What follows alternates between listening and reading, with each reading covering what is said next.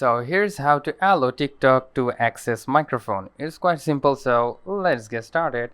First of all, you need to go to the settings of your mobile phone actually, then scroll it down and you need to find out the apps. Then select the apps and then simply go with the manage apps. Then you need to search for TikTok like that and simply tap on it. But if you don't find these options, then you can simply go to the TikTok like that and long press on it and you will probably get the app info. So you need to tap on the app info. Either way you will go to this point.